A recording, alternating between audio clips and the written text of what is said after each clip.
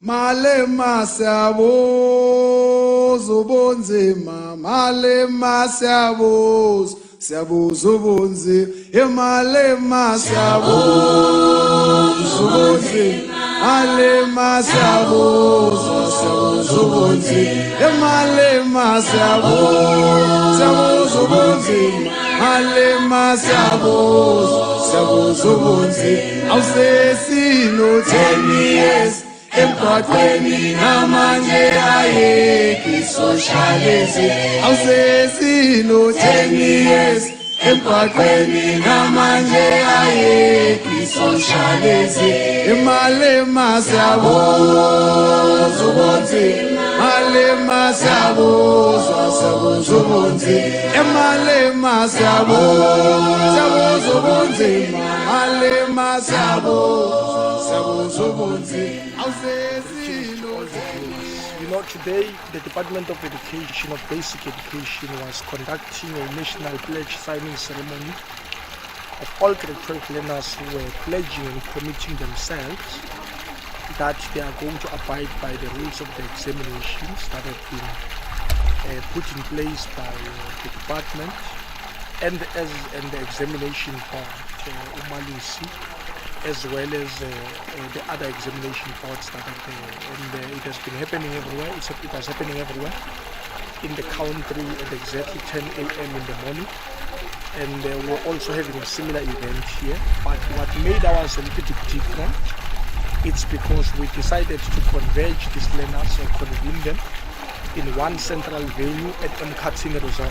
This is a resort that is based in Ward 11 in a village called KaHoyi, where we convened all learners, all 171 learners of all three schools, including Ntiyi, Sophungane and Zenzele, for one purpose alone, to at least conduct an exercise of motivating them. If you can check, as we're proceeding there, we've invited esteemed members of the community, esteemed guests from other places as far as Joburg. Some were coming from Rustenburg.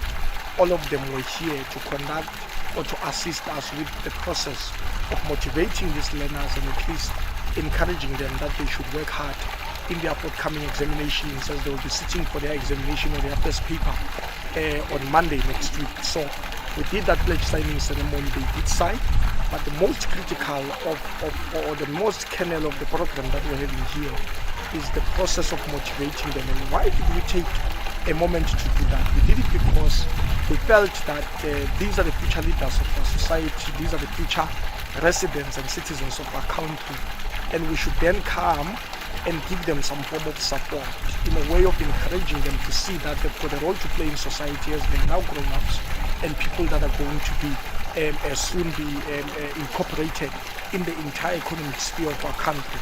So another thing that we then did was to donate 3 cows to all these schools. And why did we do that? We did that because we are from the poorest of the poorest backgrounds, and we understand that sometimes camps, the way they are designed, as money, as them needing money as a prerequisite for a learner to participate in school camps, that can be very excruciating. That can be very sometimes embarrassing to some of the learners who are coming from destitute and impoverished families. So we then said, no, let us zoom in and donate 3 cows to them. Why are we donating these cows? Is because we don't want to see even one learner being denied an opportunity to participate in a school camp. We don't want to see any school deciding to leave and not participate in school camps. We want to see all of them participating, and food must not be an issue that gets to bother our learners. We want them now to be bothered by only one and one thing only, which is their examination papers. The only thing that they should worry about is the issue of their cognitive capacity to understand the academic task at hand. But they must not be worried about whether my parent was able to contribute or not. That is not, it's none of their business. They are not responsible for the poverties and the destitution that is existing in their families. And that's why we came here to support. And we came here to support because I'm a young person. I'm a product of these schools, by the way. I was attending I received my admission in Sophungane Combined School. It was a combined school by then, but now it's a secondary school. I saw what was happening during school camps. Other kids will feel discriminated simply because their parents could not contribute to the school camps. But this time around, under our leadership, there is no way that there's any learner that is going to be charged on the basis of where the background that they are coming from. So I think in essence, that is exactly what was happening. And what we have done here today, it's not a different thing. It's nothing special. We've done it the previous years. Remember, I came into office in 2022. And in the first year that I was made a councillor, we did donate food to the school camps. And this time around, it's just that the only difference about now is that we have done it in a much bigger scale. You know, it's much bigger than what we've done before. But we've done it in 2022, we've done it in 2023, it's 2024, now we're doing it. Next year, it's my last year in office, we'll still do it even if it's my last year in office, because we are trying to instill a culture of looking after our schools. We don't have any other thing. We don't have any other tool to fight colonialism as a system and fight the system of oppression, and also to deal with the issue of being excluded from the economic structure of our country. So the only way that we can be able to do that is by making sure that our learners are as much as educated as they have to be.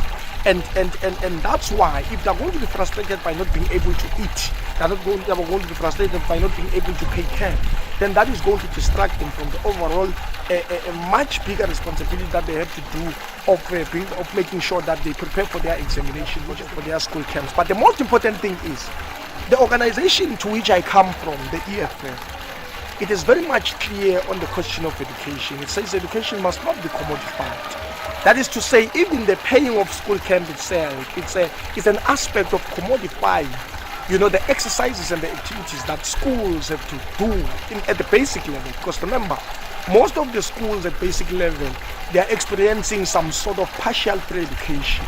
But now if you're going to ask these learners and their parents to pay for camps, you are actually doing the very same thing that has to do with making them to pay for the services that they have to get. So now, the EFF makes it clear that education must not be commodified. It must be free from monetary value.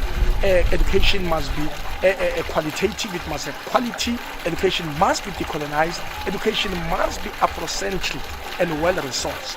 So this is part of us demonstrating to government, because you know what we're doing here. It's what government must do for its citizens. It's what government must do for its learners. It's what government must do for its pupils. So we are doing exactly that, to demonstrate to government that we are just in the local sphere. If government at the national level can undertake this program, it can have a serious impact on the livelihoods of our people. And that's why we're making sure that we're demonstrating with this. That's why you can see the EFF at some point. We do things like free sanitary towels, providing free sanitary towels to girls that cannot be able to afford.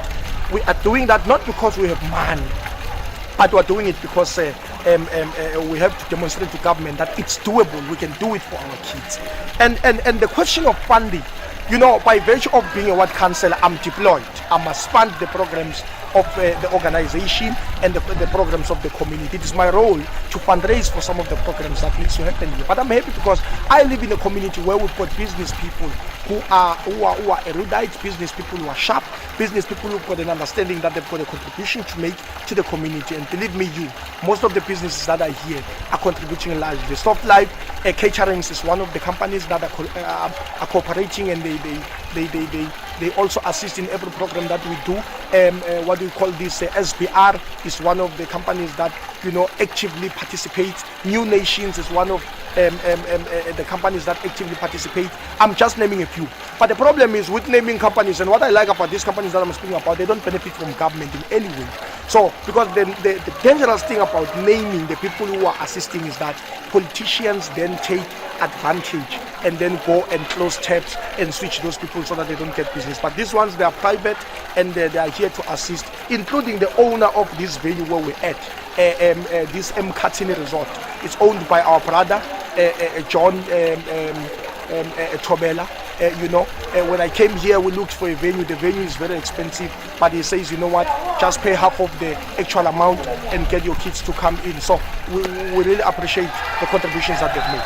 South Africa is one of the most underdeveloping countries, in the entire world. Our pace of developing and transforming really is very, very much slow because of the capitalist structure to which we survive or live under as a country. And if these kids are going to be able to go in there, give themselves and give their all, and make sure that they perform well in these examinations, that will actually be a step towards transforming society as large for the benefit of our people, especially bringing a radical shift to the economic structures as they are now in the current status quo. And my view is that all of them, wherever they are in the whole country, we are saying to you, our brothers and sisters, please do it for your country, do it for the people of South Africa, do it for this society, because an educated society is a society that is bound to succeed in any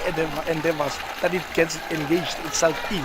Any endeavors that it embarks on. So we are encouraging them that, guys, it's doable. It doesn't matter how much difficult the work is, but what is important is to understand that experts in specific areas are not necessarily the wise or the intelligent, but those who spend more time in those areas than others, tolerating that which comes in the process of transformation. And if they can go in there with that attitude of saying, it doesn't matter where we come from, it doesn't matter the condition, we want to get in there, face that paper, pass it, and after passing it, go get admitted in all institutions in South Africa, all Ivy League institutions, for one purpose and one purpose alone, which is to make sure that we acquire as much knowledge as we can, which will then assist us to come back and give back to our community, to come back and develop the communities to which we're coming from, especially the families.